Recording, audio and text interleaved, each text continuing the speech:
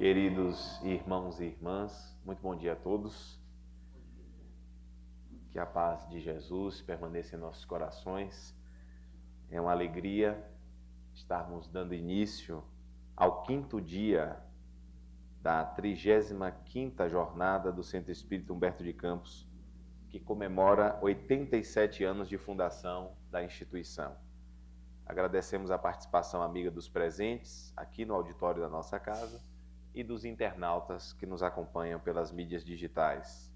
Estendemos a nossa gratidão a todos os trabalhadores e trabalhadoras do passado e do presente, que com perseverança e fidelidade mantêm acesa a chama dessa instituição veneranda. Nós vamos iniciar o nosso trabalho com a prece.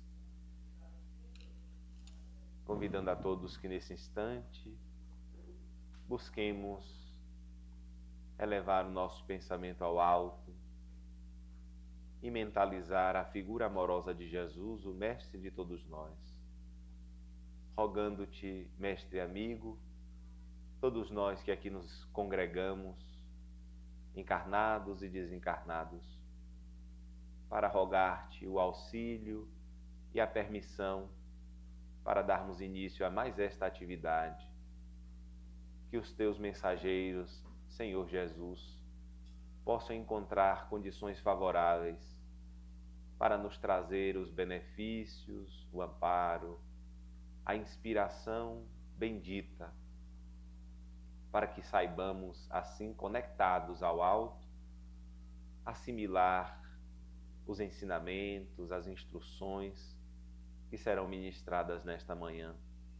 Que tu possas inspirar o nosso querido irmão Max, para que, sensibilizado, possa trazer os esclarecimentos, as orientações necessárias para fortalecer o trabalho do bem em tua seara. Que o teu amor, Jesus, que a tua paz nos envolva a todos hoje e por todo sempre. Que assim seja. Com o tema A Vivência Mediúnica, Requisitos Essenciais, nós convidamos, com votos de paz, nosso querido irmão Maxilane Lacerda para o seu seminário.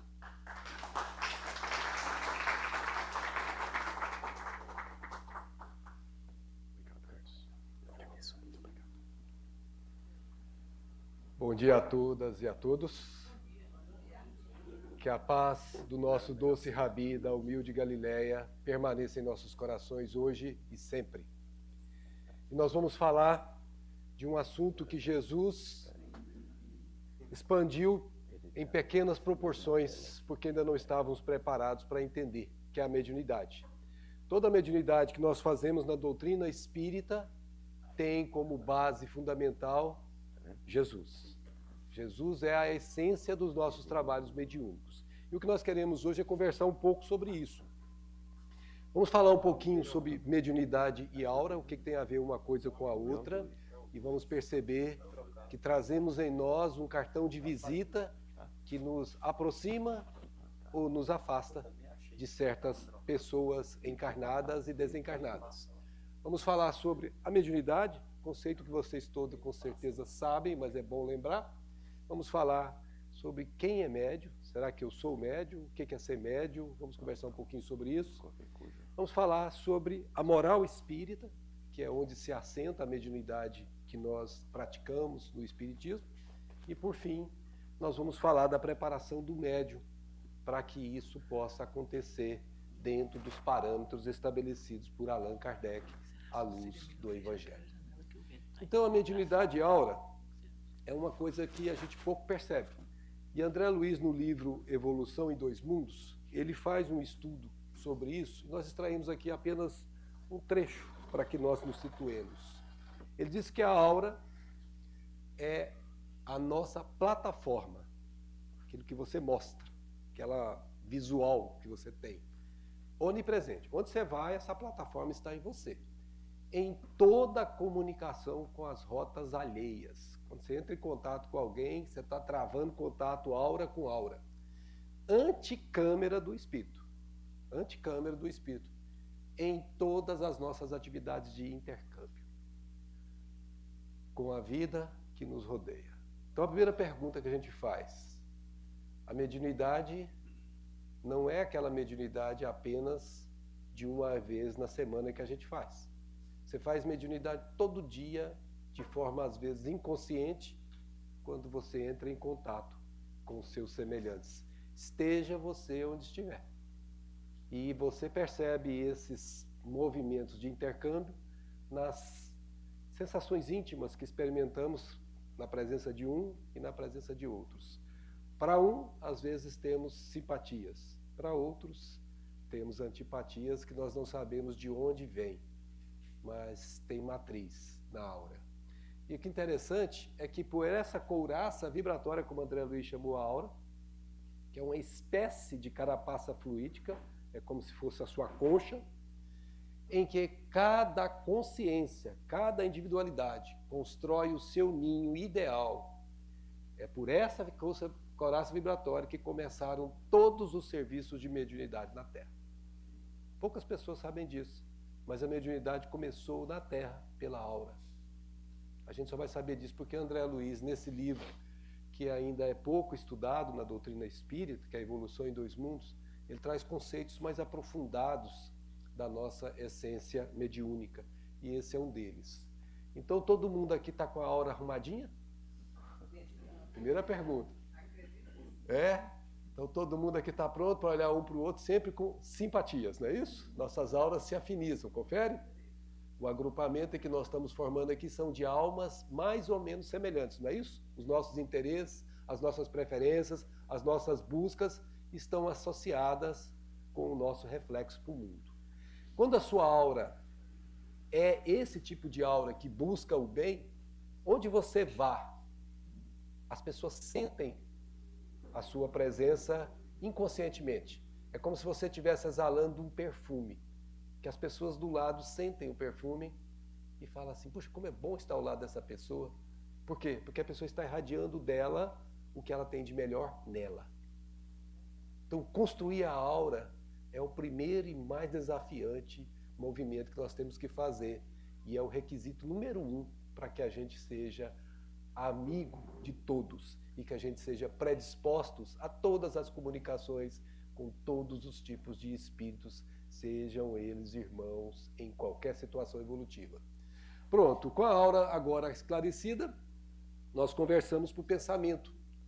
E essa conversa para o pensamento, ela se dá em frequências combinadas, que a gente faz quando temos afinidades uns com os outros. E a definição de mediunidade está nesse campo, porque ela é inerente, ela faz parte de uma disposição orgânica. Ou seja, você está no mundo espiritual, vai colocar na sua programação espiritual para ser médium, nesse caso aqui vou falar como ostensivo, e que você é dotado no seu corpo orgânico dos recursos que você precisa para esse tipo de habilitação aqui na Terra. Nós vamos falar no último item, que é a preparação do médium, de um livro que André Luiz escreveu também. Aliás, nós somos bem dependentes de André Luiz, viu, gente? Ô homenzinho bom que foi ele para nós. A obra dele é incomparável, com todo respeito aos demais, mas ajuda demais a gente. E ele vai mostrar lá no livro Mensageiros, preparação dos médiuns. Você acha que você chega aqui tendo saído de lá sem nenhuma preparação? Você é preparado, inclusive organicamente. No seu perispírito é estabelecido certas condições favoráveis para essa ou para aquela característica de mediunidade, e quando você molda o seu corpo físico lá no ventre materno, você pasma do corpo espiritual para o corpo orgânico aquilo que você planejou. Por isso que é uma disposição orgânica, mas ela nasce no perispírito. Tudo bem? Tranquilo aí?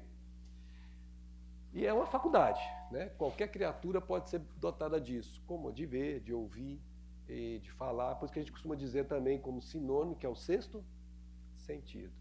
Ter o sexto sentido é vantagem ou desvantagem? Hã? Eu encontrei uma pessoa um dia que falou assim, Max, eu não queria ter esse tal de sexto sentido, só vejo espírito feio. Depende, né?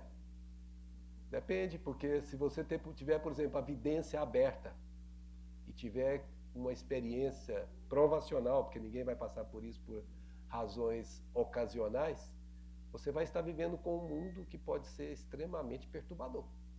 Lá no livro Mensageiros, se não me falha a memória, capítulo 38, As comunicações, ou melhor, os centros espíritas daquela época, década de 40, eram muitas vezes em casas. Nós não tínhamos, como nós temos hoje, os centros espíritas espalhados em abundância nesse planeta, ou melhor, nesse país, nesse planeta ainda não. Nós temos ainda muitos. Aqui se você quiser, você pode ir em vários centros, segundo a sua vontade, a sua preferência, as suas afinidades. Lá naquela época, não tinha. As reuniões mediúnicas aconteciam em casas. E lá, na casa daquela senhora que servia de centro espírita para os benfeitores, foi necessário que eles reduzissem a expansão da mediunidade dela para que ela não visse tudo que estava acontecendo no mundo espiritual, porque ela se perturbaria. Então, a faculdade mediúnica provacional, ela pode ser problemática quando a pessoa não está preparada para lidar com ela. Mas a faculdade mediúnica, como um sexto sentido, que você tem acesso ao mundo espiritual, eu costumo chamar isso de vantagem competitiva.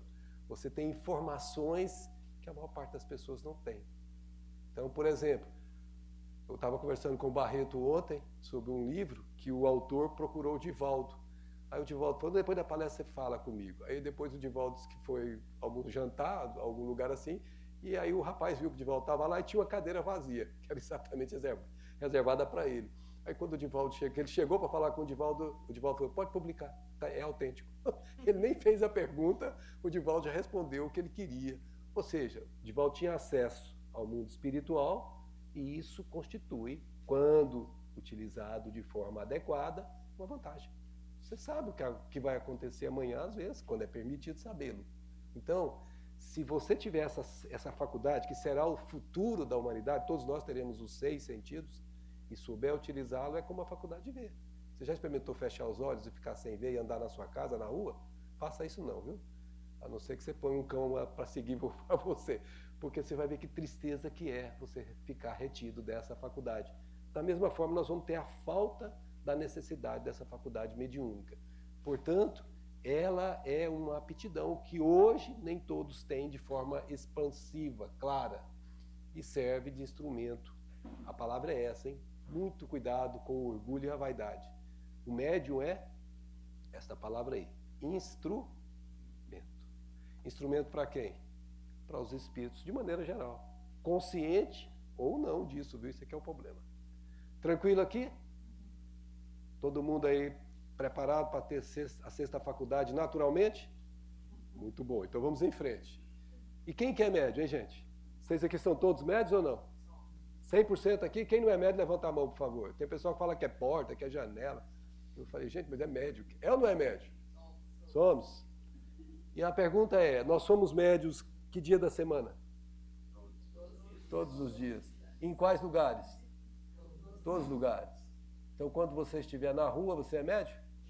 Você está travando contato com espíritos? Desencarnados? Sim. E você dá conta disso? Às vezes. Nós vamos falar sobre isso, da importância de se dar conta disso. Isso exige desenvolvimento da mediunidade, exige desenvolvimento acompanhado de educação. E nós vamos ver que isso é possível de ser feito se nós nos colocarmos nesta posição íntima. Então, Kardec definiu, e todo mundo conhece essa frase de cor sorteado, que está lá no Evangelho, no Livro dos Médiuns. Todo aquele que sente, a palavra sente está sendo grifada aqui propositalmente. Num grau qualquer. A influência dos espíritos também grifada propositalmente. É por isso, por esse fato, médio. Então a palavra-chave aqui é essa, sentir, perceber, identificar, suspeitar, ter consciência de. Isso é sentir. É você tem consciência de que esse pensamento não é meu. Veio um pensamento na minha cabeça e eu tenho consciência clara que esse pensamento não é meu. Às vezes é confuso, né? Será que fui eu que pensei isso? Será que não fui eu? Tem que educar. E essa educação leva tempo. A pergunta é, como que você sente a influência dos espíritos? Ui, senti um arrepio aqui agora, gente. É isso? Essa é uma maneira, não é? Também, né? Nossa, passou um vulto ali. Dá para saber também que tem alguma coisa que não é do normal, né? E tem uma pessoa acompanhando você aí, ó. Você está vendo, né? Tem várias maneiras. Mas a mais importante é aquela da questão 459 do Livro dos Espíritos. Os Espíritos nos influenciam pelos pensamentos, pelos atos? O que eles disseram? De ordinário são eles que nos conduzem. Isso é muito grave. Você imaginou você está sendo conduzido por outros? Aí cadê o livre-arbítrio? Alguém pergunta, né? Não, mas você assente, você concorda, você é concordante com o que ele está te influenciando. Você está deixando aquilo entrar em você. Consciente ou não disso, você está deixando. Se é do bem, maravilha. Ser influenciado por Jesus é bom? Nossa Senhora, hein? Ser influenciado por Humberto de Campos é bom? E ser influenciado por aquele bichinho que usa um chifre assim? Ninguém gosta, né? Com qual associação que eu estou formando o meu dia a dia? Isso é fundamental. Nós conhecemos um ditado popular que diz assim: diga com quem andas. Digo quem tu és. Exatamente, mas a Joana mudou esse ditado, Joana de Anjos. Já ouviram falar dessa senhora? Joana de Anjos? Oh, Jesus! Menina boa, viu? Ajuda a gente demais. Na série psicológica dela, ela tem umas passagens que são impressionantemente maravilhosas. Uma psicologia totalmente transcendente em relação à psicologia do mundo, que até os próprios psicólogos têm dificuldade de compreender às vezes. E ela diz: diga o que tu pensas e direi com quem tu andas, quem tu és e quem tu serás. Olha a gravidade do pensamento. Diga o que tu pensas e direi com quem tu andas, quem tu és e quem tu serás. Deu para perceber? A pergunta é: você está vigiando o seu pensamento? Isso é extremamente importante. E não é só enquanto está na vigília, não. Quando dorme também. Porque a gente nunca para de pensar. 24 horas do nosso tempo a gente fica pensando. E pensamento é uma coisa complicada, né? Porque no meu caso particular, no seu de vocês, parece um macaquinho pulando de galho em galho às vezes. Você está pensando uma coisa, vem outro pensamento, vem outro. Identificar esse pensamento que atravessou o que eu estava pensando antes é que começa a ser o processo educativo. Vamos falar um pouquinho sobre isso. Allan Kardec fez uma pergunta interessante lá no Livro dos Espíritos. Ele falou assim: quando experimentamos uma sensação de angústia, de ansiedade indefinível, ou de uma íntima satisfação, sem que lhe conheçamos a causa, devemos atribuí-la unicamente a uma disposição física? Ah, foi o bolo que eu comi, né? Cadê o Eric? Eric está onde? Não estou vendo o Eric aqui. Estava tomando café com o Eric hoje, né? Ah, não, estou aqui sentindo um negocinho, eu acho que é o bolo que eu comi. Causa transcende o campo material. Olha o que dirão os benfeitores. É quase sempre. Eles não afirmam que é sempre, porque às vezes pode ter uma razão orgânica também. A gente não pode desconsiderar isso. Mas é quase sempre efeito, consequência. Consequência do quê? De comunicações. Você trava comunicações com os espíritos sem se dar conta. Comunicações em que inconscientemente, isso que eu chamo de grave, daí são eles que vos conduzem, aqui é grave, entrais com os espíritos. Você tem duas formas de fazer isso. Ou com elas estiveste durante o sono. Dormir parece ser uma coisa trivial, né? Mas é uma coisa séria. Eu aprendi, depois que eu comecei a estudar essa doutrina maravilhosa, eu aprendi nunca mais dormir sem pedir meu benfeitor para me ajudar todas as vezes que eu desdobro. Fala que eu desdobrasse, eu já fica preparado para me pegar, não deixar eu correr lá para o mundo inferior, porque se deixar eu cair lá no profundo dos abismos das minhas primitividades interiores. Sabe por quê? Porque quando você dorme, todas as amarras que a carne proporciona para você, elas são retiradas. E você vai ser quem você é. Se você tem predisposição para ir para lugares baixos, você vai. Se você tem predisposição para ir para lugares altos, você vai. Se você está buscando um novo nível de ser, você vai começar a encontrar apoio no mundo espiritual também. Então eu sempre peço meu benfeitor para me ajudar a ir para os trabalhos edificantes, para os trabalhos sociais que tem no mundo espiritual também, visitar as pessoas que a gente visita durante o dia, preparar matérias que a gente está preparando para poder oferecer um estudo. Tudo isso acontece. Engraçado, você acha que isso acontece só no campo espiritual? Só no campo do espiritismo, não. Eu estava preparando para defender meu mestrado. Aí tem uma preparação inicial que a gente faz uma prévia, uma defesa prévia. Aí a minha co-orientadora, uma pessoa que ela não tem religião alguma, eu nem sei se ela acredita em Deus, porque ela é bem cientista, cética, mas é uma pessoa boníssima, de um coração maravilhoso, que eu gosto muito dela. Aí eu terminei de fazer a exposição, ela esperou todo mundo sair, me chamou no reservado, falou assim, Marques, mas que coisa, o que foi, professor? Ficou ruim? Não, foi igualzinho você me apresentou durante a noite. Ela era tão boa para mim, que ela cedia o tempo dela para me preparar para poder fazer a defesa de mestrado com sucesso lá na frente. Ela percebeu claramente que eu apresentei tal como ela se lembrava do sonho. Então não é sonho, é encontro espiritual, de encarnado com encarnado, desdobrado dos seus corpos. E nós travamos isso com espírito desencarnado e encarnado. Esses contatos que a gente trava, eles voltam no dia seguinte, ou com essas situações, como ele falou aqui atrás, sensação de angústia. Você encontrou alguém que te falou que vai ter uma doença na família. Você não consegue lembrar da doença na família, mas a sensação, você volta com ela. Sonhos premonitórios, alguém da família vai desencarnar, costuma você vir com essa sensação indefinível. Você não consegue raciocinar, articular em raciocínios lógicos, mas ela vem com você. Nesse caso, a gente sabe que a mediunidade está no campo da inconsciência.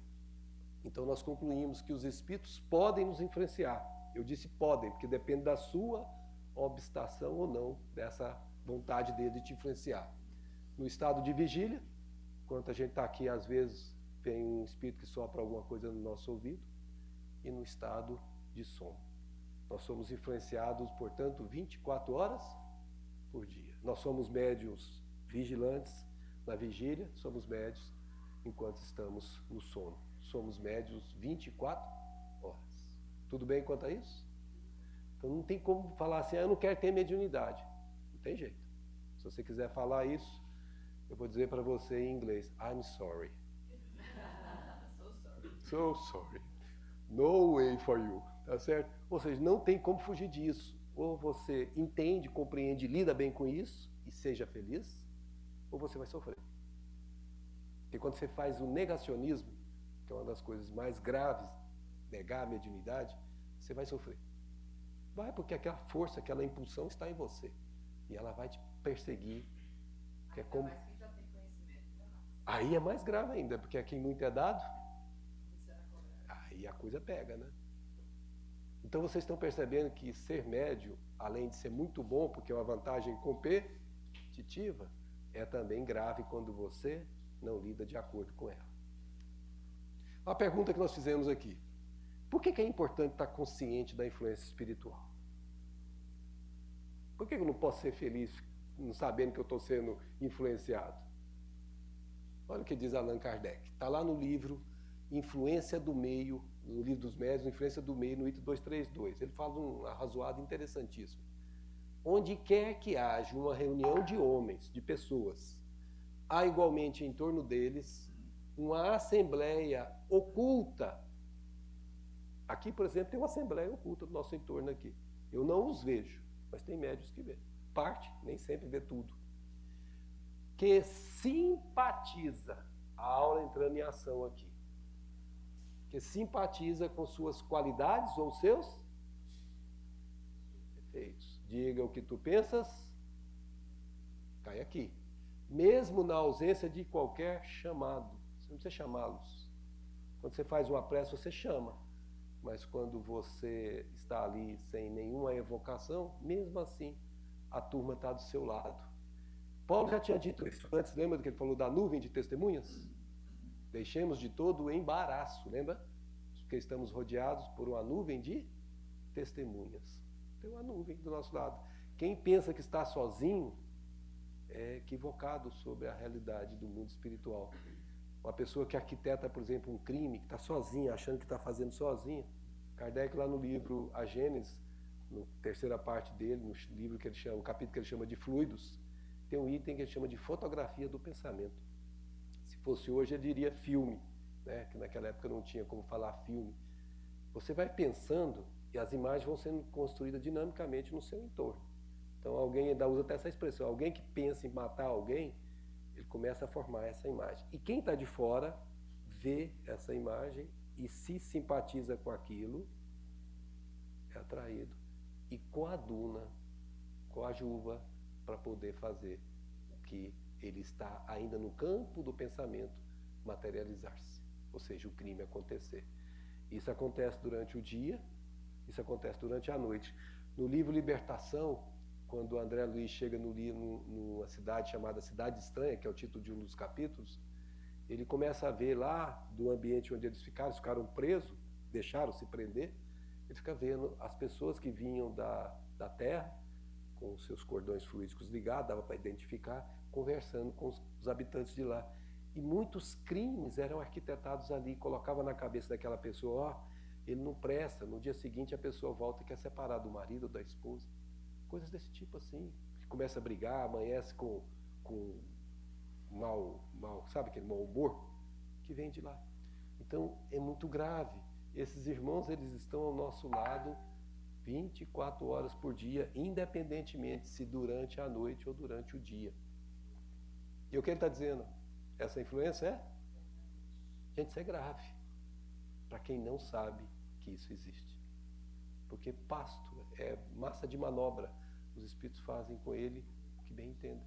Porque ele não está sabendo o que está fazendo, mas está fazendo o que é comum com eles. Tem que ter afinidade, senão não faz.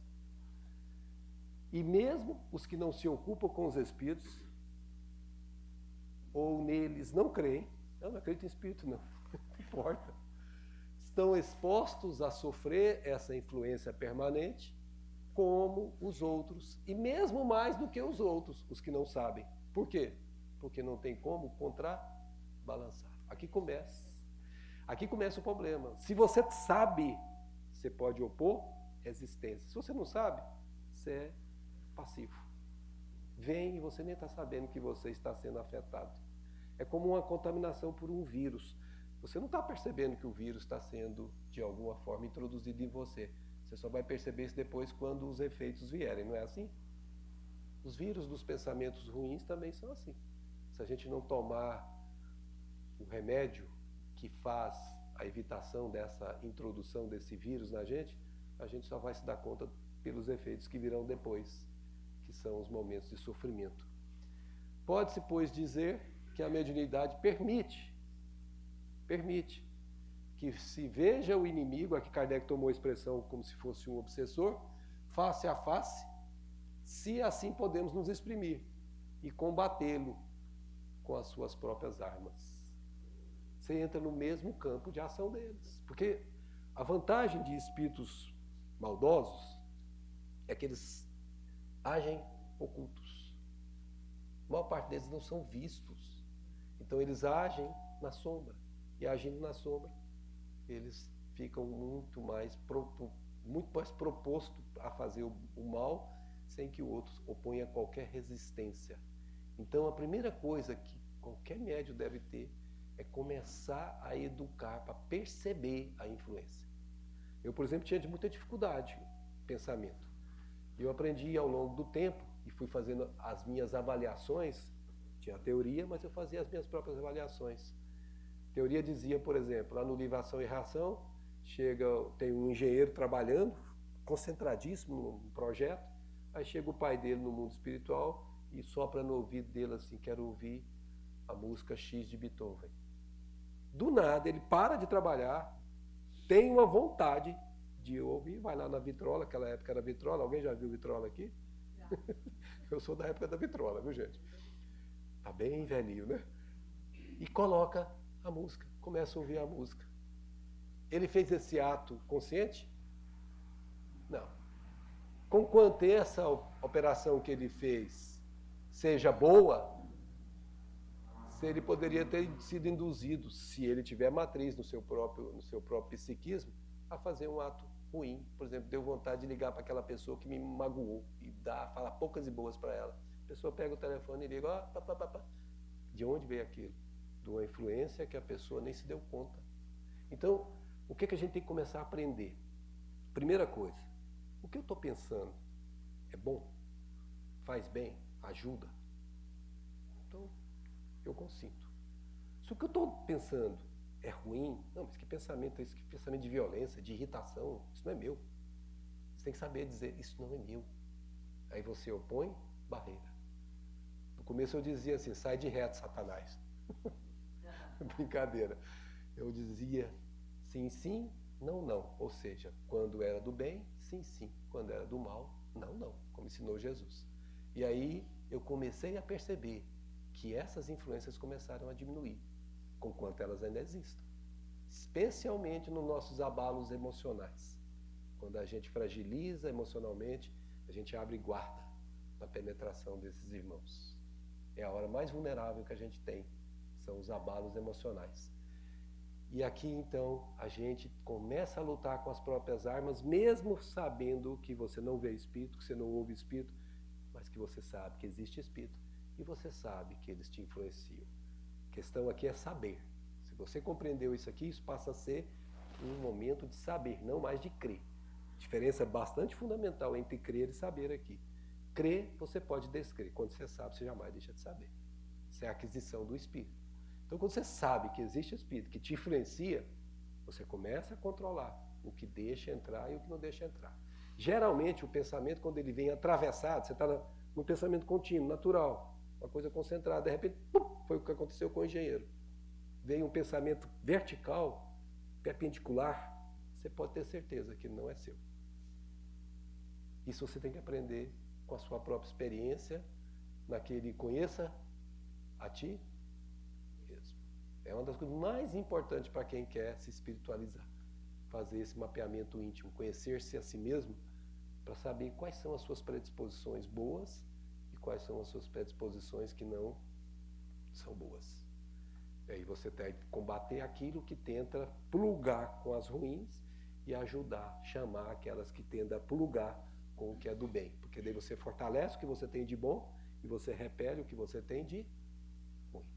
Isso exige permanente vigilância do pensamento e do sentimento, que a gente sente.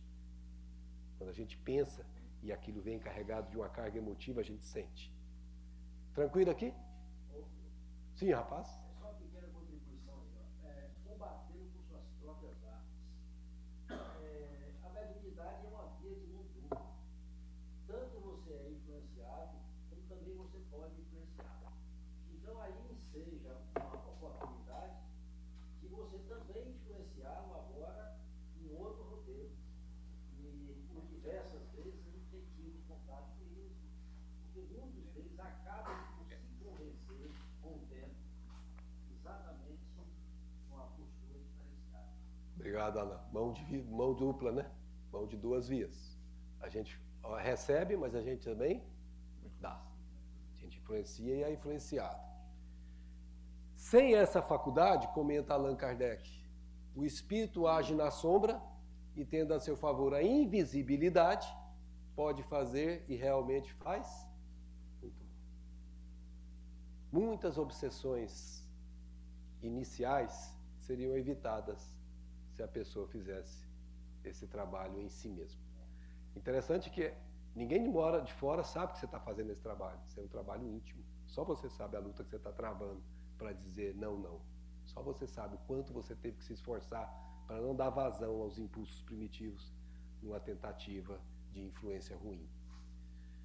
Portanto, a gente pode chegar à conclusão aqui com essas informações de Allan Kardec, que quando alguém se torna consciente da influência espiritual, esse indivíduo sabe que é médio. Então a pergunta que você tem que fazer para você mesmo: você sabe que é médio porque você tem consciência da influência espiritual? Isso é importante, porque esse é o primeiro passo para você começar a ter domínio sobre si mesmo. E o nosso querido Emmanuel no livro Consolador vai reforçar, né? Todos nós temos o nosso grau de mediunidade nas mais variadas posições evolutivas. Tem um mundo que nós vivemos que é o mundo de expiações e provas, não é isso? Estamos começando a entrar no de regeneração, não é? E saímos do mundo primitivo há muito pouco tempo. Se você olhar a massa dos 8 bilhões de espíritos encarnados que nós temos aqui na Terra, 2/3 deles estão transitando entre o mundo primitivo e o mundo de expiações e provas. E apenas 1/3 deles está transitando do mundo de provas e expiações para o mundo de regeneração. O que significa dizer isso? Que a massa dos espíritos que habitam o planeta são espíritos imperfeitos, naquela escala de Kardec. Perfeito, bons espíritos e espíritos perfeitos. E nós temos então aqui as mais variadas expressões. Quando você estiver travando contato com alguém, seja encarnado ou desencarnado, você tem que começar a sondar para saber com que alma eu estou lidando. Ela está na base da escala ou ela está no topo da escala? Como é que a gente percebe isso? Pelas maneiras como ele fala, a gente percebe pelo que a gente sente fluidicamente, tem várias maneiras. Mas é importante você saber isso, porque você não dá a mesma tratativa para um aluno de 3º ano do ensino médio que você dá para um aluno de pré-primário, não é assim? Você não dá comida de adulto para beber, não é assim? Então, se você travar contato com o espírito primitivo, a sua maneira de lidar com ele tem que ser completamente diferente da maneira que você vai lidar com o espírito superior. Estão tranquilo quanto a isso? Certo? Isso acontece nas nossas reuniões mediúnicas, agora entrando no campo prático. A gente trava contato com vários tipos de espíritos, não é verdade? A esmagadora maioria deles é de que tipo? Sofredores, não são? Não necessariamente espíritos inferiores da escala base, mas espíritos que estão obnubilados por algum mal que fizeram, estão sofrendo. Um reflexo disso. E como é que a gente trata com eles? Falei para você, se tivesse dado espiritismo, não estava aqui desse jeito sofrendo, é assim? É assim que a gente trata com eles? A gente acolhe primeiro, não é? Fiquei sabendo que lá no Maria de Nazaré é assim. Não tem julgamento absolutamente nenhum, gente. A gente recebe como um enfermo que precisa de amparo, cuidado, sem julgamento algum, sem crítica. Esse é o irmão que está no momento, que precisa de ser ajudado e não de ser educado, conversado com ele sobre doutrina. Não vai adiantar. É como alguém que está com fome. Você vai dar uma sala de aula extremamente boa para ele, mas o bichinho está com a barriga doendo, tanta fome, não vai conseguir concentrar em absolutamente nada. Você tem que primeiro dar as necessidades básicas. E o espírito de sofrimento tem uma necessidade básica que chama-se ser acolhido, ser tratado, ser cuidado, para que ele se fortaleça. E aí então depois é outra etapa, que ele vai receber o conhecimento para não cometer o mesmo erro que cometeu lá atrás. Aí sim a educação espiritual virá. Agora sim, com todos vocês podem fazer, tá? Livre. Você falou que atualmente o planeta tem 2/3, né, de espíritos que estão mais primitivos transitando para a prova de expiações. E 1/3 apenas de prova de expiações transitando Isso. para regeneração. Como se dá essa dinâmica de inverter isso? Como é que é merecimento da gente? Como é que vai? Essa informação está no livro Voltei, do irmão Jacó, e ele chama isso de animalidade para a razão, e da razão para o sentimento. Isso é um processo evolutivo, é natural que seja assim. Nós temos um degradê para que o que tem mais ajude o que tem menos. Você sempre tem um pouco mais do que o de baixo, mas você tem um pouco menos do que o de cima.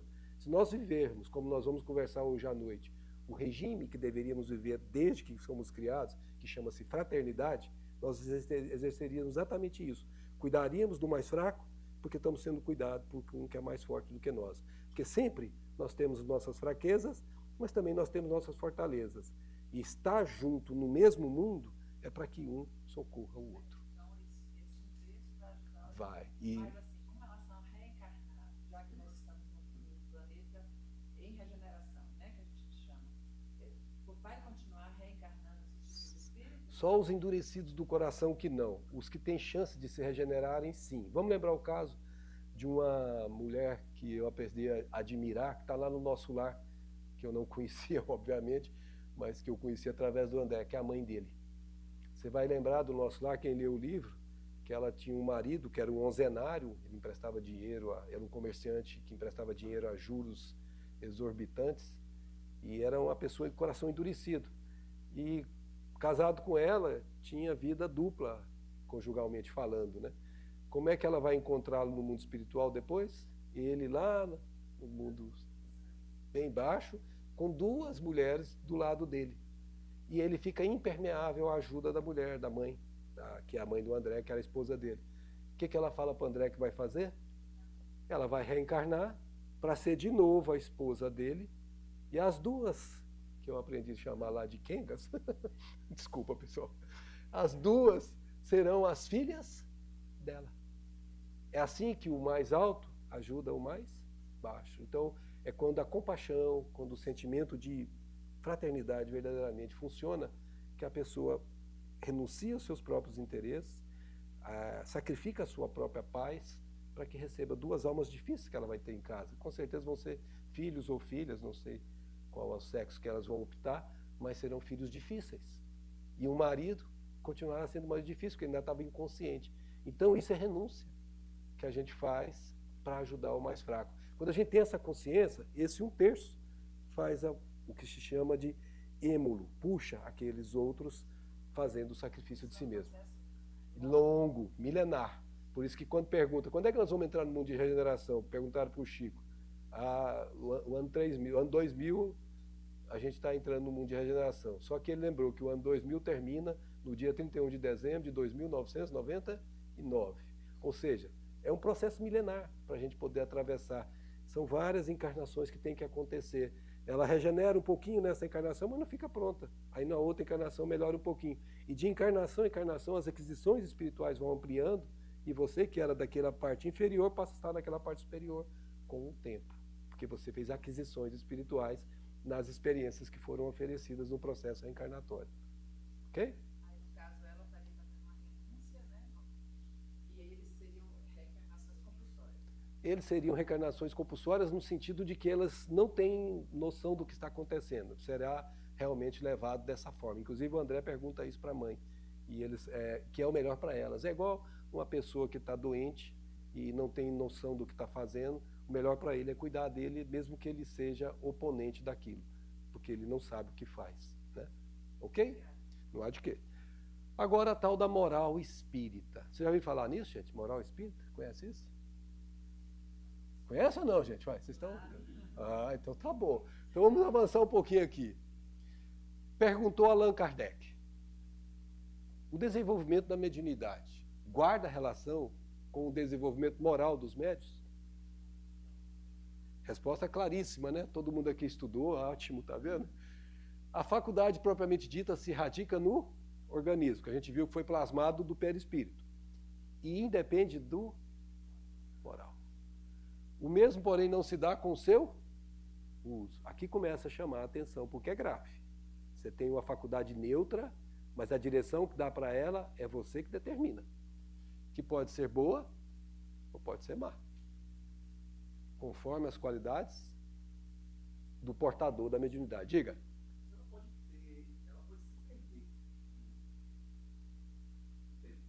Ela pode ser retirada em certas situações. Por exemplo, eu falei agora do livro Mensageiros, que a senhora que era a responsável pela casa, que funcionava um centro dentro da casa, ela teve a faculdade restringida. Você pode, inclusive, retirar. Ou que é pior, você pode fazer igual o pessoal faz quando usa a energia elétrica de forma clandestina. O pessoal chama isso de gato, não sei o que os coitadinhos dos gatos têm a ver com isso, mas faz isso para puxar uma energia toda ela irregular, não é isso? Nesse campo irregular, o controle de tensão, de amperagem, é totalmente fora do padrão. Seu equipamento pode queimar, porque pode ter problema. Quando você passa a tua mediunidade por controle de terceiros que não são seus benfeitores, é como se fosse esse tipo de mediunidade clandestina pelos malfeitores. Usam de qualquer jeito e aí prejudica a pessoa, porque a mediunidade prejudica o organismo também. A gente sabe que, por exemplo, você não deve receber muitas passividades durante uma reunião mediúnica. André Luiz fala em 2. Tem espíritos que falam em 3. E tem casas que a gente vê que deixa o médium fazer 6 passividades durante uma noite, o que é grave. Por quê? Porque o organismo ressente, porque são energias que são tiradas de lá. Certos tipos de reuniões, que antigamente se fazia mais, a pessoa, se você pesar na balança antes de chegar e depois da reunião, a pessoa às vezes pesa alguns gramas ou quilos a menos. Peixotinho, por exemplo, quando fazia reunião de materialização, chegava a pesar 2 quilos a menos. Então a gente tem casos em que essa questão do organismo ressente. Então, a mediunidade, quando não é por alguma razão bloqueada, ela pode ser utilizada por terceiros de modo ruim. Mas a mediunidade continua lá, ela não sai não, ela está apenas latente, entendeu? Porque a mediunidade já é inerente a essa criatura. Oi? Eu queria fazer uma pequena consideração e você me corrige se eu estiver errado. A gente ouve muito falar em desenvolver a mediunidade e educar a mediunidade. E eu percebo que a gente faz uma certa confusão acerca desses dois funcionamentos. Nas minhas conclusões, eu entendo o seguinte, que o desenvolvimento da mediunidade, ela se dá um processo evolutivo do espírito, em diversas encarnações. À medida que ele vai utilizando das possibilidades mediúnicas de forma positiva, assertiva, ele vai sedimentando no ser essa ferramenta, de forma que a esse indivíduo, quando encarna em diversas situações, tratar com a mediunidade é algo bem mais simples, mais fácil, com maior amplitude, maior diversidade, porque é uma ferramenta que passa a ser aquisição do espírito. Já o educar a mediunidade se constitui naquele que está tendo as possibilidades como ferramenta evolutiva, mas que ainda não sedimentou. Daí a dificuldade de lidar, né, com o processo mediúnico, com a aquisição, aí a necessidade, a educação. De certo que a cada encarnação, o bom uso confere ao ser encarnado essa possibilidade como algo positivo. Ok, isso mesmo. Mas nós temos um componente adicional, que é o componente quando a pessoa está começando na mediunidade. Você já viu pessoas que ficam tentando escrever? Kardec até diz, se você tentou várias vezes, desiste, você não tem essa condição. Isso ele chama de desenvolvimento lá no Livro dos Médiuns também, que a pessoa vai firmar a mediunidade dela. A gente vê lá na Federação Espírita Brasileira, nos cursos de MEP, que a gente chama Mediunidade, Estudo e Prática, que a gente já está lá há alguns anos, e a gente vê as pessoas que estão indefinidas, não sabem se são médios, aí começa a ter uma definição pequena que é, eu acho que eu sou psicofônico. Daí um pouco, com o passar do tempo, com a experiência, Kardec só vai saber disso se você experimentar. Com a experiência sucessiva, ela fica clara, e aquilo ela já está segura daquilo, ela vai para a reunião mediúnica sabendo da faculdade dela. Nessa visão de Allan Kardec, ela está com a mediunidade pronta, desenvolvida. Agora, a educação é exatamente o que você falou, que uso ele está dando para aquele desenvolvimento. Porque eu posso ser um médium que está muito claro quanto à minha faculdade, chego na reunião e não tenho dificuldades. Sabe aquele médium veterano que você já tem há muito tempo? É esse. Mas ele está usando para o mal. Então ele está dando um destino. Ele não está com a educação posta em atividade. Por quê? Porque a moral está no espírito. Então ele tem que ter a vontade de fazer o destino bom ou o destino ruim para a sua faculdade. Então as duas coisas se enquadram aí, Adam. Obrigado. Então, qualidade do médium. É a palavra que Kardec deu. Você já pensou sobre a sua qualidade? Todo mundo que falou aqui é médium, né? Você já pensou? Já não, gente. O que é isso? Vocês não vão responder. Não comeram aqui não hoje? O que foi? Já pensaram ou não? Já pensaram, porque quando você faz o conheça-te a ti mesmo, você está fazendo isso. Você está fazendo uma análise de você. Eu, por exemplo, o dia que fiz, quase caí de costa. Ainda bem que eu estava sentado. Que eu vi tanta coisa feia que precisa ser corrigida, que Jesus amado. Eu falo o dia simbolicamente, porque é uma construção, né? Você vai descobrindo. Né? Tanto é que Kardec diz, reconhece o verdadeiro espírita pela sua transformação moral e pelo esforço que faz para domar o quê? As más tendências, os bichinhos bravos que a gente carrega na gente, né?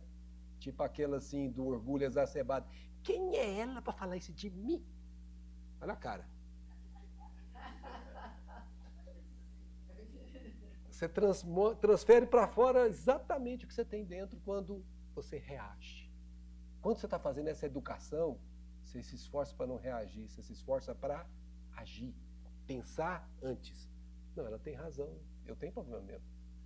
Mas não gostei do que ela fala, não, mas eu tenho problema. Ela tem certeza que eu tenho problema. Você continua não gostando, só que você não fala. Você simplesmente começa a trabalhar aquilo que dá trabalho, viu, gente? Como é difícil mudar a personalidade. Como é difícil mudar má tendência. Essa questão de não perdoar é um tema que foi muito recorrente no Evangelho de Jesus. 70 vezes, 7 vezes, simbolicamente falando, né? É uma questão tão difícil para certas pessoas, e muitos espíritas são assim, que não conseguem de modo algum perdoar a criatura pelo que ela fez com ele há 30 anos atrás, para falar só dessa encarnação. E isso é uma má tendência, que é orgulho exacerbado. É o oposto da humildade, de aceitar o outro como o outro é e não como eu gostaria que fosse. Isso é o exercício da educação. E isso só você, individualmente, pode fazer, com a ajuda do seu benfeitor para te estimular, com a ajuda daqueles que convivem com você, mas a partida tem que ser da própria pessoa. Se você não quiser mudar-se intimamente, ninguém pode fazer isso por você. Vocês já viram uma pessoa num processo de drogadição? E não tem como ela sair se ela não tiver vontade de sair. A gente chama de síndrome da Gabriela. Eu nasci assim, né? Eu cresci assim, você sempre assim. Esse é o que se fecha aí dentro de si mesmo. Pior dos mundos, viu, gente? Pior dos mundos, porque conscientemente ele está se negando a se educar. Isso exige o que Kardec chamou de esforço. E ele usou uma expressão interessante, domar. Porque domar você usa para domar cavalos, né? Cavalo selvagem. Alguém já montou num cavalo selvagem aqui? Cavalo que ele chamou de chucro, né? Eu, se montar, já teria o pescoço quebrado, que ele me jogaria no chão. Você domar um cavalo é um trabalho extremamente perigoso para quem não é da área, né? E você domar suas más tendências também é um trabalho extremamente perigoso para quem não tem consciência, que não quer fazer. Então, se você quer realmente avançar no uso bom da mediunidade, primeiro requisito, comece a olhar o que você tem que não está de acordo com o Evangelho de Jesus, que não está de acordo com as leis divinas, e comece a mapeá-los um por um e coloca o convite de Jesus no seu dia a dia. Vigiai e orai, porque você vai ser tentado a manifestar aquela má tendência nos movimentos que a gente faz na lei de sociedade, da vida, né? Um com o outro. O meu contato com um pode estimular coisas boas em mim ou pode estimular coisas ruins. E é nessa hora que eu tenho que estar atento, vigilante. E aí eu sei que eu não dou conta sozinho, o que é que eu faço? Oro, peço ajuda. E eu vou vencendo, pouco a pouco. É semelhante àquele caso, esse bebezinho andando. Já viram o bebezinho andando? Ele cai, levanta, cai, até que um dia ele está andando, normal. Você, nossa, já está andando, que bonitinho. É assim que a gente fala? A gente também é assim. A gente vai caindo. Mas a gente vai tendo consciência de que caiu e por que caiu. Isso faz toda a diferença. Porque eu já tenho recursos para combater a próxima queda futura que virá. E a próxima queda, se eu cair, será menos ostensiva como foi a anterior. Chega um momento que eu balanço, mas não caio. Tem até um programa disso, né? Balança, mas não cai, né? E tem um momento que eu não balanço mais. E tem um momento que eu nem sinto a influência, porque já não está mais em mim. Não entra mais em ressonância com a minha aquisição espiritual. Vocês perceberam como é o processo? E é um processo que demora. Então a gente não tem que ter pressa, a gente tem que ter vigilância. Como dizia Bezerro, urgente, mas não apressado. A gente tem que fazer isso nos 24 horas do dia e estar consciente de estar fazendo isso. E aí você fala assim, Marcos, mas é difícil. Se fosse fácil, estava todo mundo virando anjo aqui, né? Nós não somos anjos, nós vamos nos tornar anjos, mas sem esforço não faremos isso. Tranquilo aí? Bom, oi.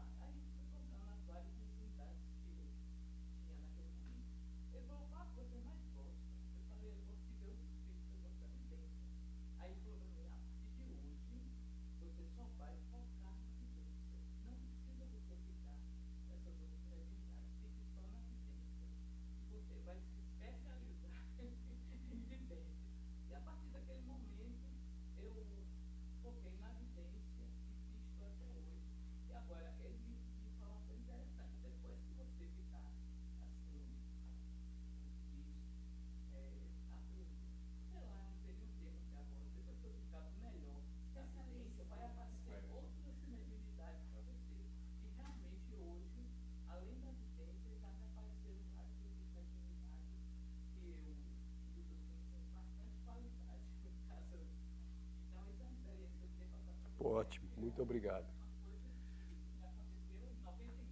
Pois é, muito bom. E isso que ela está falando, a gente vê acontecendo no MEP, né, no estudo, que a gente pega os neófitos que entram para fazer o curso. O curso hoje são de 2 anos, mas nós estamos repensando isso aí para aumentar. Já foi até de 5 anos, baixou para 3, depois foi para 2. Nós estamos com as federativas de todo o país buscando um novo arranjo para melhorar o MEP. Mas lá no MEP a gente enxerga claramente esse tipo de indefinições. E pouco a pouco a pessoa vai sendo... E os espíritos ajudam, né? A gente vai direcionando as pessoas e elas pouco a pouco vão tomando esse rumo que você está fazendo. E aí elas se desenvolvendo, aí quando a gente chama de desenvolver, ela ficando pronta nisso, aí ela está apta a abrir outras frentes de trabalho. Tentar fazer todas ao mesmo tempo é o pior do mundo, porque você realmente não foca e tem que focar. Então isso é importante. Obrigado pela contribuição. Como a questão aqui é qualidade do médium e como a questão aqui é moral, nós estamos falando de moral que está vinculada à qualidade do médium. Então nós precisamos lembrar dessa palavra. Vocês se lembram que na questão 629, essa palavra foi indagada por Allan Kardec, que definição se pode dar da moral. E eles disseram para Kardec, a moral é a regra de bem proceder. Eu peguei só um trecho da questão. Isto é, de distinguir o bem do mal. Funda-se na observância da lei de Deus. Então, se você quer ter moral alta, você tem que ter a lei de Deus como sendo os fundamentos da sua vida. Entendeu isso? Qualidade de médium elevada é aquele que procede bem pelo bem de todos. Olha, o homem procede bem quando tudo faz pelo bem de todos, porque então cumpre a lei? Essa frase aqui para mim é emblemática. O homem procede bem quando faz o bem pelo bem de todos. O que é isso? Amar ao próximo como a si mesmo. Isso faz com que ele cumpra a lei de Deus. O que Jesus falou? 2 mandamentos. Amar a Deus sobre todas as coisas. Então você cumpre a lei de Deus se você fizer isso. Vocês estão entendendo? Isso aqui é o requisito essencial de qualquer médium. E mesmo aquele que não se julgue como médium. Cumprir a lei de Deus, fazer o bem pelo bem de todos, tem que ser a meta de cada um de nós. O esforço para isso, é claro, que a gente não dá conta de fazer isso integralmente ainda, mas daremos um dia. Então vamos guardar isso. Tudo fazer pelo bem de todos. Cumprir a lei de Deus. Esse tem que ser o modus vivendi da gente. Onde você for. Como disse Paulo, você tem que ser uma carta viva do Evangelho. As pessoas olham para você e leem o Evangelho no seu jeito de viver.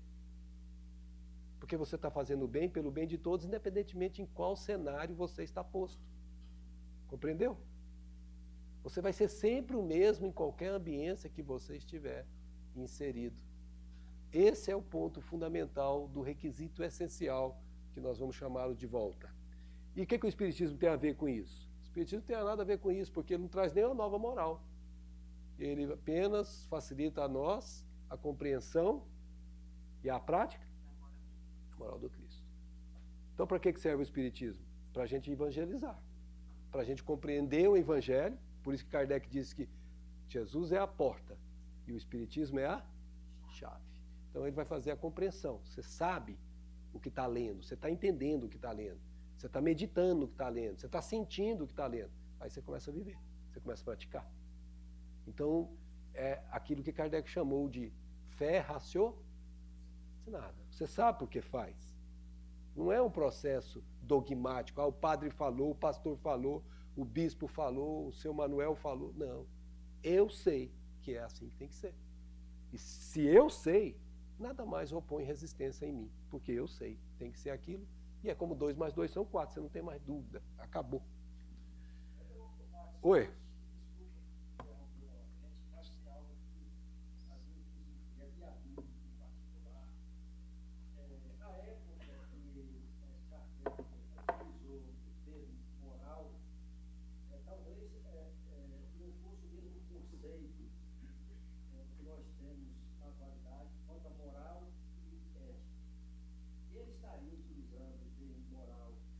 Abrangendo as duas coisas, porque hoje sabe-se que a moral está vinculada ao que é certo e o que é errado. Já a ética é o que é justo e o que é bom. Por isso, a moral dos povos, elas mudam com a evolução dos povos. E o que é moral, por exemplo, para uma sociedade, por exemplo, nos países islâmicos, a poligamia, a pena de morte, isso está de acordo com o que é a lei, portanto é moral para eles. No entanto, não é moral para o outro povo. Já o que é justo e bom é atemporal, está mais vinculado às leis divinas. Teria Kardec utilizado o termo moral também abrangendo a ética? Kardec nunca usou o termo ética em qualquer obra dele, né? Não existe a palavra ética lá. E vamos lembrar quando Kardec colocou esse tema à discussão, a França, especialmente a França, não tinha clareza sobre a questão da moral. Essa era uma pergunta extremamente importante para aquela época. E a moral espírita não guarda relação com a moral humana, que está ligada com as questões contextuais, com as questões de sociedades, com as questões culturais, sendo a ética o reflexo disso. Quando você está numa sociedade dessa, se você quer ser ético, você tem que refletir o que aquela sociedade estabelece. Então, ética é a reflexão da moral. Em tese, é essa, conforme os sociólogos ensinam. Toda vez que eu estou, por exemplo, lá no Catar, eles têm um modo de viver lá. Se eu não viver conforme eles vivem lá, eu sou amoral ou estou fora do padrão deles. Então, eu tenho que refletir a moral deles, e isso é dar a César o que é de César, fazer o dos homens. Só que a moral evangélica está transcendendo isso em muito. Mesmo morando no Catar, eu posso continuar sendo uma pessoa proba, pessoa boa, posso continuar ajudando pessoas, posso continuar usando os meus padrões vibratórios elevados, mesmo que aqueles padrões que eles me fazem cumprir sejam menores. Por exemplo, ter essa questão da mulher ser impedida de tirar a burca, essas coisas que a gente vê naqueles planetas, naquelas cidades e países de lá. Então, assim, eu vou ter que me adequar àquela sociedade, mas eu não vou ter que deixar de cumprir aquilo que é de Deus. Dai a Deus o que é de Deus. Então, sempre, moral espírita está acima da moral humana. E a moral humana vai variar conforme as culturas e vai continuar variando até um dia as duas se igualarem. E aí a moral de todas as culturas, de todos os tempos, será a mesma. É quando disse Jesus, e aí meu evangelho será plantado no mundo todo, e aí virá o fim. É quando a gente tiver com o evangelho todo pronto dentro das nossas sociedades. Nós vamos falar disso hoje à noite na nossa palestra. Então isso é importante que a gente saiba que nossa moral não tem a ver com a moral humana, porque a moral humana está dentro da moral espírita. A moral espírita abrange muito mais, porque você está pensando no bem pelo bem de todos, não importa se você está no país A, B, C ou D. Importa que você está fazendo o cumprimento da lei de Deus, que está acima da lei humana. Tudo bem? Portanto, a moral de Jesus e a ética, elas estão no mesmo patamar. Sim, porque qual que é, se você perguntar para mim, qual que é o requisito essencial, nós vamos fechar dessa forma, refletir a moral do Cristo, que é a ética de viver, que é a reflexão da moral do Cristo. Se você quer ser aquela pessoa que faça a moral elevada, a máxima, é aquele que se esforça ao máximo para refletir a moral do Cristo. E a moral do Cristo é simbolizada numa só frase: amar a Deus sobre todas as coisas e ao próximo como a si mesmo. Se a gente procurar isso, todo o resto vem por consequência, naturalmente. Parece fácil fazer, né? Falar é fácil, mas fazer é outro. Nós vamos ter intervalo ou vamos direto até o final? Como é que vocês querem? Quanto tempo? 10h30. Quantas horas são agora? Onde que eu tenho o relógio aqui? 10, que só tem 15 minutos? Então vamos dar os conceitos básicos aqui, aí depois nós vamos pegar a possibilidade de ver um caso em particular, talvez não dê tempo, mas eu comento com vocês. Oi? Ah, desculpa. 10h16, dá para ler, não é que eu estou... os anos chegaram, meu amigo, e as coisas estão ficando mais difíceis, mas vai dar certo, vai dar certo. Então, nesse trabalho aqui, eu acho extremamente importante vocês, que se eu puder fazer aqui o que faz um professor, passar um dever para casa, leia o livro Os Mensageiros. Leia, se já leu, releia. Ah, eu já reli, então estude. Para e se detenha no livro. É um aprendizado extremamente importante que você vai extrair dali. Ele tem um capítulo, a moral cristã acabou aqui. Pessoal, eu fiquei sem minha imagem aqui. Atenção, pessoal da técnica. Ah, obrigado, o pessoal da técnica resolveu. Isso é espírito malfeitor que está tentando derrubar nosso trabalho. Não se preocupe, não. Brincadeira. Opa, está de novo em ação. Vamos lá. Então, aqui, nesse centro de mensageiros, que é o título do capítulo que nós temos lá, ele vai chamar aquilo que se chama preparação de médios. Nós vamos tomar alguns capítulos aqui. O 3 é exatamente esse, preparação de médios. Olha o que diz André, aliás, diz o benfeitor para André. O centro de formação de médios, prepara entidades a fim de que se transformem em cartas vivas. Paulo, ele está referindo-se a Paulo, a fim de que se transformem em cartas vivas de socorro e auxílio aos que sofrem em 3 lugares. 3 lugares: umbral, crosta e trevas. Vocês estão percebendo que o umbral está acima da crosta? E as trevas estão abaixo? Porque as trevas estão nas partes abissais. Nós estamos na parte propriamente física aqui, e o umbral é aquela parte que começa na própria crosta, que a gente sabe que é uma ambiência psíquica que se organizam pelas pessoas que por lá se ajuntam. Então, nós vamos aqui nos ater à crosta, que é o que nós estamos aqui, né? Então, vocês percebam claramente, quando a gente fala mensageiro, o nome do livro não é por acaso, não. Você, médio, é um mensageiro. Mas não é um mensageiro que entrega a carta apenas, não. Você é um mensageiro que tem aquele sentido ângelos, anjo. Você tem que ser um anjo.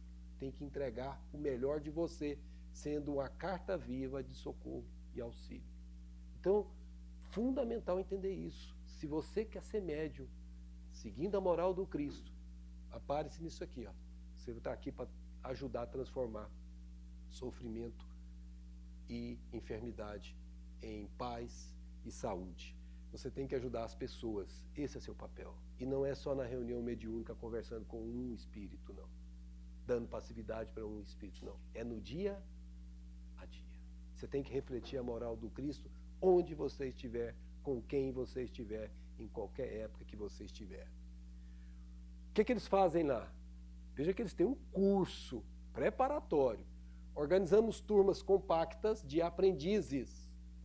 Então, todos nós, como o Alan disse agora há pouco, vamos ampliando as nossas mediunidades de encarnação em encarnação. Então, nós estamos aprendendo, pouco a pouco.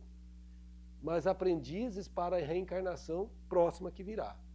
Médiuns, ele usa a expressão doutrinadores aqui, mas lá na frente o próprio André Luiz vai corrigir e vai chamar isso de dialogadores também. Mas nessa época aqui, em 1944, ele ainda usava o termo que era comum aqui entre os encarnados, aquele que dialoga com o espírito. Doutrinadores saem daqui a centenas anualmente. Não existe só um centro de formação em nosso lar, no nosso lar. Existem vários lugares espalhados pelo mundo. Não é só no Brasil, espalhados pelo mundo. Ele pegou um caso que ele estava vivendo. Tarefeiros. Está aqui para servir, lembra disso, para servir. Do conforto espiritual, encaminham-se para os círculos carnais em quantidade considerável. E olha a palavra, habilitados. Você vai entrar no estágio probatório, né? Mas você já está habilitado para fazer aquilo, certo? Pelo centro de mensageiros. Então você é formado, é uma faculdade. Mas muito mais amplo, você vai ver o caso aqui de uma pessoa, que é o Otávio, 30 anos lá no mundo espiritual se preparando no campo da mediunidade. Olha o trabalho que a gente dá para o povo lá em cima. 30 anos numa sala de aula com o povo lá, para depois chegar aqui e fazer as coisas que o Otávio fez. Saem milhares de mensageiros aptos. Você está pronto. Você sai de lá preparado. Não tem médium nenhum que chega aqui despreparado, não. Você está pronto. Mas olha o que acontece. Muitos raros são os que? Oh, Jesus. Oh, Jesus. O pessoal lá em cima dá uma força para a gente e a gente chega aqui e faz eles ficarem tristes. Alguns conseguem a execução parcial da tarefa. Outros, muitos, fracassam de todos. Aí eu vou no centro uma vez por mês. Tá bom já, gente? Ah, hoje eu estou cansado. Vou não. Ah, eu tenho nada a ver com esse negócio, não. Ah, mas de vez em quando eu vou, né, Max? É, parcial da tarefa. chuva forte está aplacando a mediunidade dele. Essa é uma maneira, viu, de fechar a mediunidade, chuva forte. Brincadeira. Aí a pergunta que a gente faz aqui para nós refletirmos, porque nós estamos encarnados, nós saímos de lá. Em algum centro desse lá nós passamos. Nenhum de nós aqui deixou de passar, senão não estaríamos aqui não. Se os médios são preparados, por que falham? O que vocês acham? Livre-arbítrio. E o que o livre-arbítrio faz?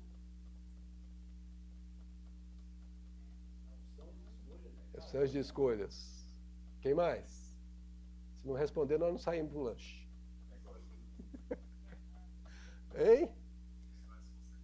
Traz consequências. Mas por que, gente? Que a gente... Depois do véu do esquecimento são seduzidos. Opa, apareceu um tal de véu aqui do esquecimento. Seduzidos pelos apelos carnais. Carnais, que são as sensações. Menina, parabéns pelo juízo bom que você colocou para nós aqui. Olha só o que dizem eles. Quando os mensageiros se esquecem, véu do esquecimento, se esquecem do espírito missionário e da dedicação aos semelhantes, fazer o bem pelo bem de todos, costumam transformar-se em instrumentos. Vocês lembram daquela música? Inútil, a gente somos inútil. Brincadeiras à parte. O sujeito tem tudo preparado, gastou um tempão fazendo aquele preparo, está prontinho para servir, chega aqui e se transforma numa enxada que vai enferrujar, porque não coloca a enxada para poder capinar e preparar o solo. É isso aqui, gente, ó, que acontece com a maior parte das pessoas. E por que nós estamos fazendo isso? Porque nós estamos aqui para saber disso quanto estamos aqui. Nós tivemos a oportunidade do André trazer essa experiência de lá para cá, e a gente tem acesso a ela direto. Essa é a base fundamental. Aí Kardec diz, Kardec não, ainda é o André. Há médiuns e mediunidade, doutrinadores e doutrina, como existem a enxada e os trabalhadores. Olha o paralelo que ele faz. Pode a enxada ser excelente, mas se falta espírito de serviço... Ah, tá chovendo hoje, né, gente? Tá frio. No cultivador, o ganho da enxada será inevitavelmente... Aqui é que é o ponto que entra a palavra esforço.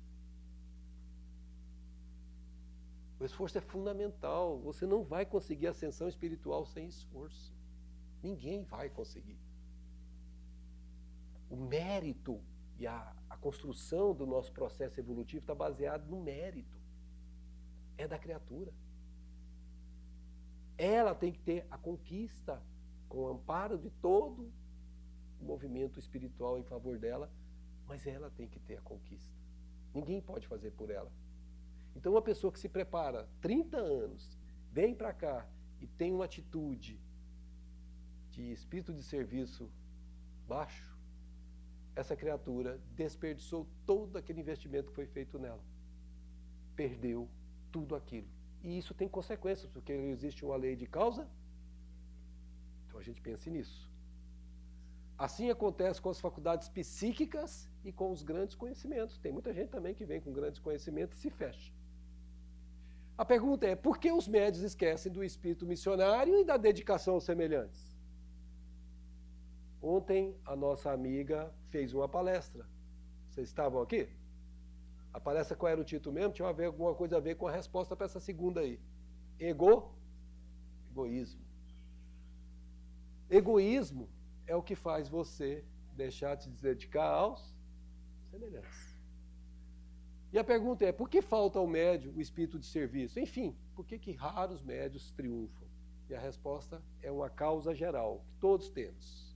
A causa geral dos desastres mediúnicos é a ausência da noção de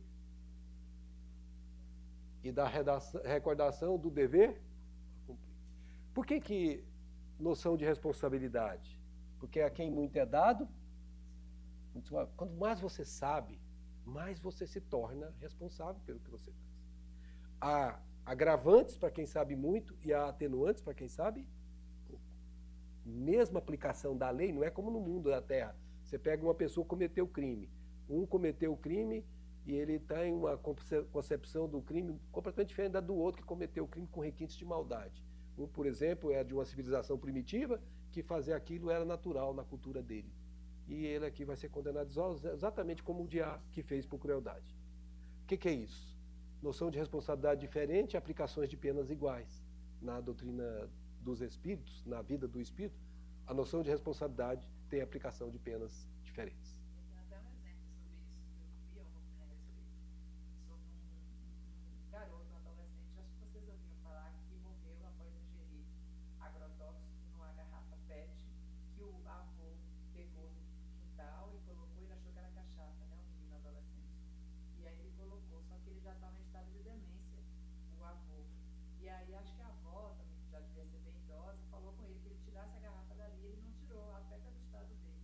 E eles foram, não vão responder por homicídio culposo. Ok. A mesma pena, como você falou. Sim. São pessoas simples, pessoas bem Não, humildes. não houve a intenção, né? Dignas. Perfeito. Ficou provado que não houve intenção e eles vão responder por homicídio culposo. Agora a pergunta é, algum de nós aqui pode dizer que não tem conhecimento? Não. Nenhum de nós pode falar. Isso é grave, hein, gente? Vocês mesmos... Registra aí, por favor, gente. Está todo mundo assinando embaixo aqui. Todos nós aqui sabemos dessa responsabilidade que nós assumimos no plano espiritual. Não cumprir tem consequências agravantes para nós que sabemos disso. Para quem não sabe, pode ter atenuante. Outro passado, outras causas que vão ser decorrentes do véu do esquecimento é isso aqui, ó, reflexo do passado. Raros triunfam. Por quê? Porque quase todos, gente, inclui a gente, quase todos, estamos ainda ligados a extenso pretérito de erros criminosos que nos deformaram a personalidade. Na questão 1009 do Livro dos Espíritos, tem uma resposta de Paulo sobre por que a gente peca, né? E depois ele vai falar do castigo. O castigo, ele usa a palavra castigo aqui de forma simbólica, é a forma como a espiritualidade encontra para que a gente perceba essa deformação da personalidade que a gente fez em nós mesmos e se sinta mal com aquilo e queira corrigir. Aí vem a correção com a nossa reparação. Então, esse deformar a personalidade é um termo forte. Se você olhar perispiritualmente, se você olhar psiquicamente, todo aquele que faz o mal, que cometeu crimes, ele tem a personalidade deformada. Em cada novo ciclo de empreendimentos carnais, leia-se reencarnação, acreditamos muito mais em nossas tendências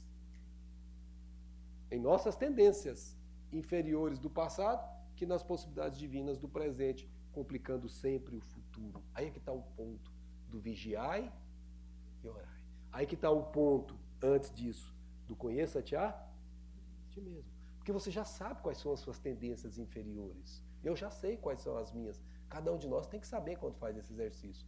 E quando você faz esse exercício, você sabe que a meta é o futuro e não o passado. É o passado refletindo em você o tempo todo, mas você sabe que o anseio, o desígnio, é o futuro que você está sendo atraído. A gente tem uma força que puxa a gente para trás e tem uma força que puxa a gente para frente. A força que puxa a gente para frente chama deutropismo, ou seja, é Deus que nos atrai. A força do amor que é incoercível, nenhuma pessoa consegue lutar contra ela. Mas o reflexo do passado, ele faz com que a gente tende a ser a mesma pessoa que a gente era antes. Reflita exatamente o que a gente refletiu antes. E essa luta não é fácil. Mas quanto mais consciente você está, mais você consegue vencer os movimentos em que ela se trava em você. É desse modo que prosseguimos por lá, na Terra, ele está falando lá do mundo espiritual, agarrados ao mal e esquecidos, tudo bem. Daí nós falhamos. Enquanto a gente não fizer essa transformação íntima, a gente não consegue chegar lá. Médium que não cumpre o dever assumido no plano espiritual. O que acontece com ele? Tem um caso aqui, tá certo, que Kardec diz assim: os médiuns que fazem mau uso das suas faculdades, que não se servem delas para o bem, ou que não as aproveitam para se instruírem, sofrerão consequências dessa falta? O que vocês acham? Se delas fizeram mau uso, responde o Espírito a Kardec, serão punidos duplamente. Ai, Jesus! Duplamente. Por quê? Porque tem um meio a mais de se esclarecerem e não o aproveitam. Lembra da responsabilidade? Torna-se irresponsável. E aí ele usa uma expressão extremamente interessante. Aquele que vê claro e tropeça é mais censurável do que o cego que cai no fosso. Porque você sabe o que faz, o cego não. Consequências no plano espiritual é um estudo de caso que ficará para as cenas no próximo capítulo, depois de abastecermos-nos. Podemos parar agora? Então, o chefe já informou que tem uma salada de frutas lá embaixo. Salada de frutas, lá embaixo. Aqueles que se desejarem fartar, fartem-se. Muito obrigado, gente. Até breve.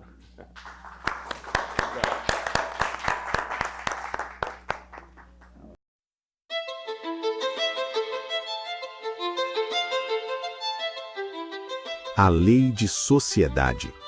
Sob a égide do Cristo e a inspiração de Humberto de Campos, este cronista do além, somos convidados a mergulhar em um tema que é a própria essência da nossa estadia na Terra: a Lei de Sociedade.